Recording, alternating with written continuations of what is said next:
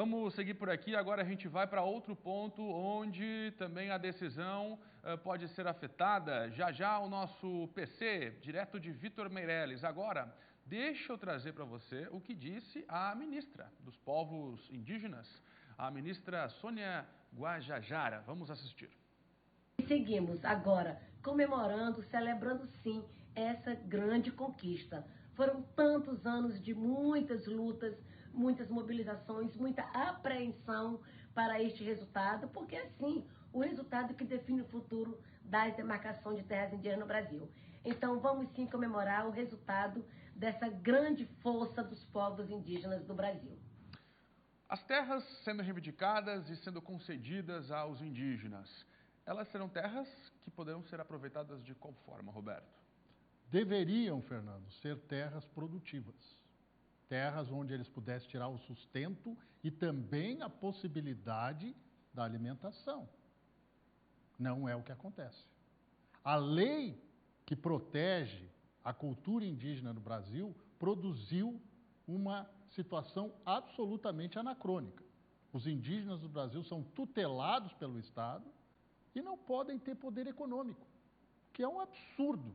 Se são pessoas que estudam, têm formação superior, inclusive, e que são pessoas absolutamente capazes, inteligentes, para gerir os próprios destinos da sua vida, são embretados por uma legislação que diz o seguinte: tem que ser tutelado pelo Estado para não morrer de fome e não ficar aculturado.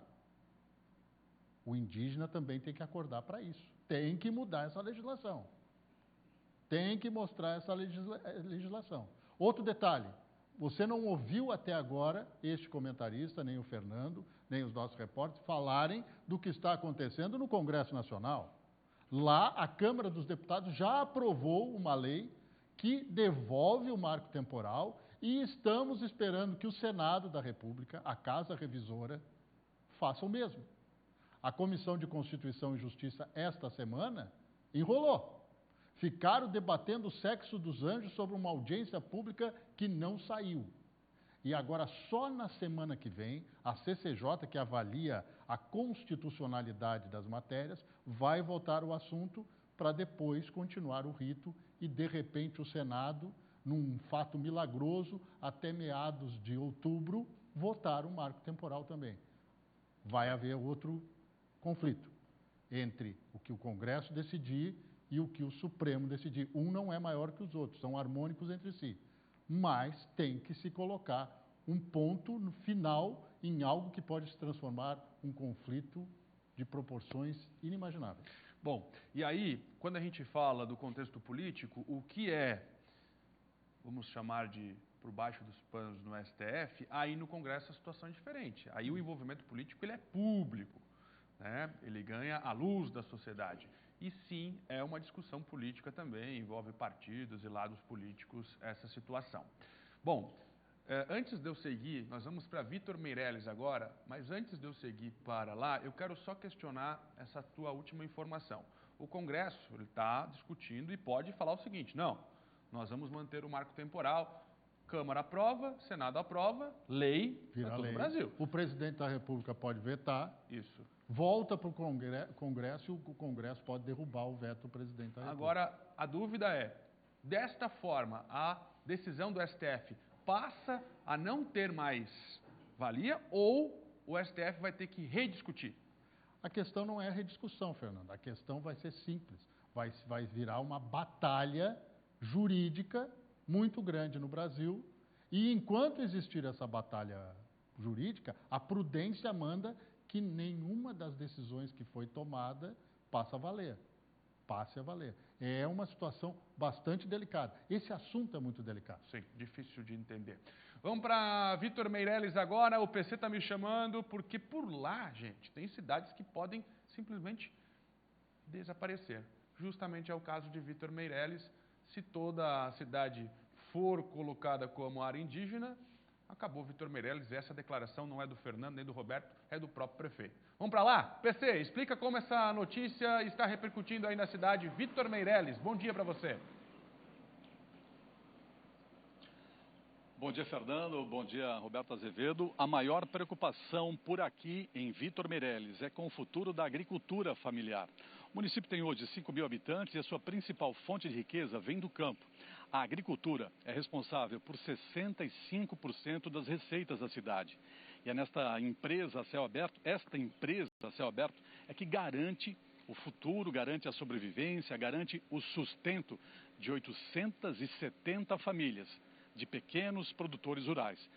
Pequenos produtores rurais que estão agora ameaçados com esta decisão de ontem do Supremo Tribunal Federal. Decisão que garante ampliação do território indígena por aqui e que compromete o futuro destas famílias de agricultores. Gente que trabalha de sol a sol e que pode ter que deixar do dia para a noite as terras que ocupam há mais de 80 anos, como é o caso do seu Francisco Jeremias. Ele conversou conosco nesta manhã, está preocupado e diz que esta decisão do Supremo Tribunal Federal é uma sentença de morte para os agricultores aqui da região.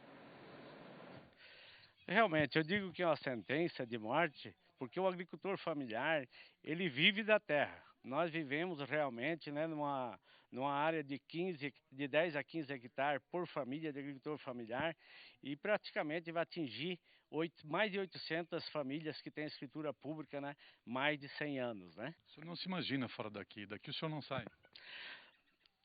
Não, certamente é muito difícil, né, a gente falar para sair da sua propriedade. A gente já está vendo muitas pessoas aí com depressão, com problema de coração. Realmente é um teste que não dá para acreditar, né?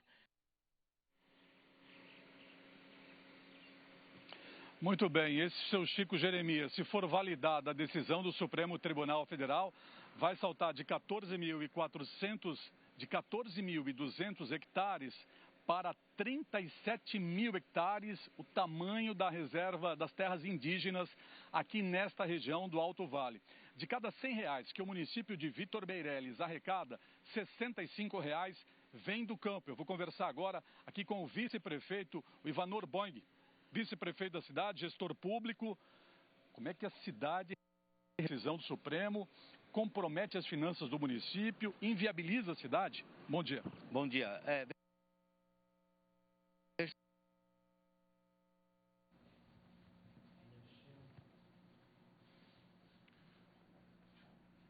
Muito bem, perdi o contato com o nosso PC, entrevistando o prefeito de Vítor Meirelles neste exato momento.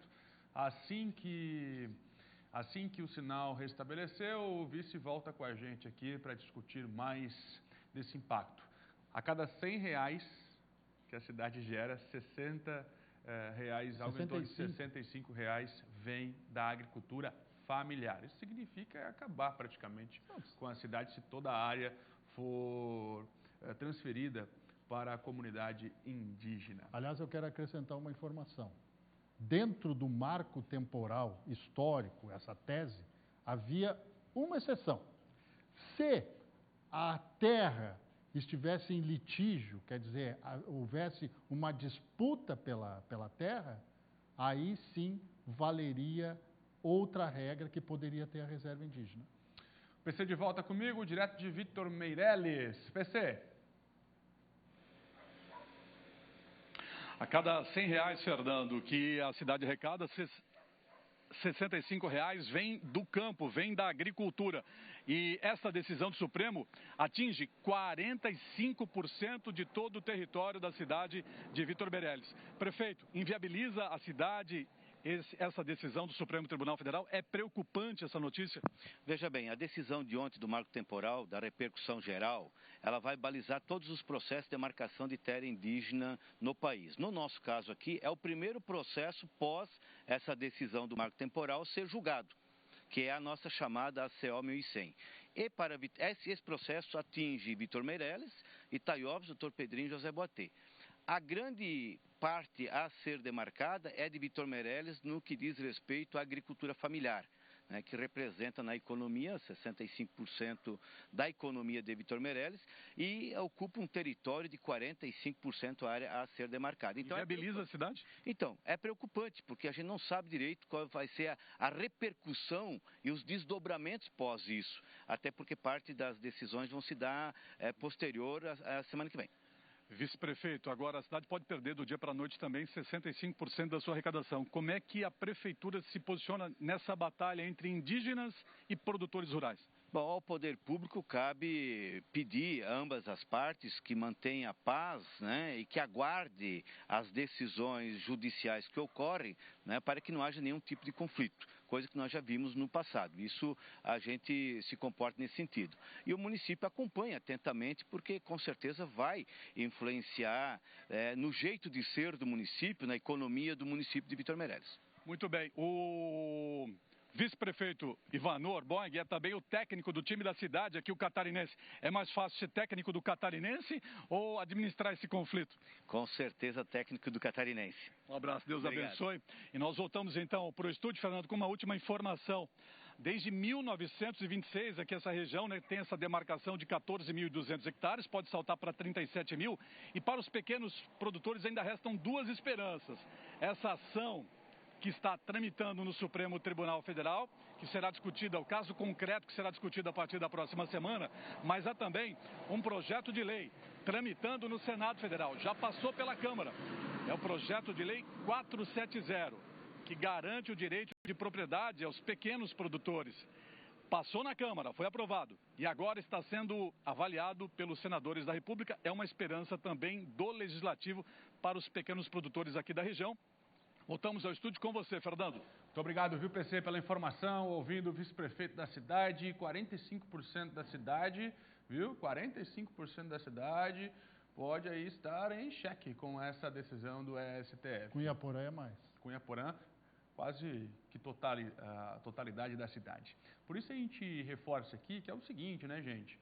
Nós defendermos a posição indígena ou defender a posição do agricultor não significa colocar um contra o outro. Porque é o seguinte, da mesma forma em que indígenas merecem todo o cuidado pelo histórico, o respeito, o agricultor que está ali não invadiu nada também. Ele está produzindo, ele comprou, ele pagou, ele está cuidando, está fazendo investimentos. Então, por isso que neste momento você escolher um lado ou colocar esse ou aquele como errado, como certo, né? Ou defender um lado não pode ser colocar o lado seguinte, o lado contrário, como o causador ou responsável disso tudo. 12h26 e essa, para a gente fechar, a gente tem aqui o Rudi Ferraz, tá? Vamos acompanhar a declaração do diretor jurídico da Confederação da Agricultura e Pecuária aqui do Brasil, a CNA, Rudi Ferraz. Nós não teremos um padrão, um objetivo que possa identificar o que será ou não uma terra tradicionalmente ocupada por índios. Por um outro lado, legitima o crime de invasão de propriedade para os índios reivindicarem suas terras e não estabelece nenhum tipo de mecanismo para que o produtor rural possa defender os seus interesses. Além disso, nós temos uma grande preocupação quanto às indenizações.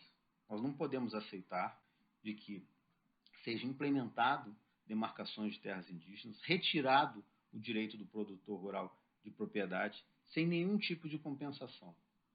Nós defendemos, sim, o marco temporal, nós defendemos, sim, a indenização prévia e justa para atender eventuais reivindicações, preservando o direito de propriedade dos produtores rurais. Por isso que nós vamos enveredar todos os esforços necessários para aprovar o projeto de lei 2903 em trâmite no Senado Federal.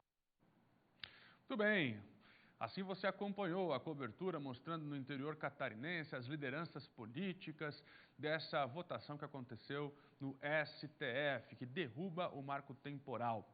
Você que quer mais detalhes vai poder acessar scc10.com.br e, claro, nos nossos telejornais. Muito obrigado para você que acompanhou aqui toda essa cobertura, a opinião do Roberto, a parte técnica e também as opiniões, as declarações de quem está no centro dessa discussão, que é a comunidade indígena e a comunidade da agricultura.